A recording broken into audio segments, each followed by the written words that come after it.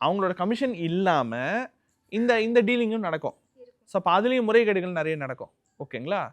பதிவு பண்ணும்பொழுதும் முறைகேடுகள் நிறைய நடக்கும். அப்போது இதெல்லாம் என்ன ஆகும்? செவ்வாயினுடைய கர்ம பதிவு உருவாக்கும். அந்த கர்ம உருவாக்குறது அவர் தான். செவ்வாய் ஒன்றும் அதை வந்து செய்ய சொல்லலை. கரெக்டுங்களா? தப்பு அவர் தானே பண்ணுறாரு. இதை பண்ணி பண்ணி பண்ணி பண்ணி பணம் பொருள் அவருக்கு சேர்த்துக்கிறாரு. அவர் மட்டும் தூக்கிட்டு போகிறாரா? கிடையாது. யாருக்கு பண்ணுறாரு? அவர் குடும்பத்துக்கு தான் பண்ணுறாரு. அதை பண்ண பண்ண பண்ண என்ன ஆகும்னா அந்த குடும்பத்தில் அந்த பரம்பரையிலேயே கார்த்திகை, பூரம், மூலம், ரேவதி நட்சத்திரத்தில் குழந்தைங்க பிறப்பாங்க. அந்த குழந்தைங்களே ஒருத்தர் அடிச்சுட்டு இருப்பாங்க. அவங்களுக்குள்ள சண்டை இருக்கும், சொத்து சண்டை இருக்கும். அது தீரவே தீராது. இப்போ ஒரு ப்ராப்பர்ட்டியை சுமூகமாக விற்கணும். அது வந்து அப்பா ப்ராப்பர்ட்டி இல்லை, தாத்தா ப்ராப்பர்ட்டி. இப்போ பேர பசங்க இருக்கிறாங்க. அந்த ப்ராப்பர்ட்டி நல்லா ஒரு 15-20 கோடி ஒர்த்துன்னு வச்சுங்க, இல்லை ஒரு 30 கோடியோ ஒர்த்துன்னு வச்சுக்கோங்களேன். தாராளமாகவே போடலாம். பேர பசங்க ஒரு 4-5 பேர் இருக்கிறாங்கப்பா. இல்லைப்பா வேணாப்பா 10 பேர் இருக்கிறாங்க.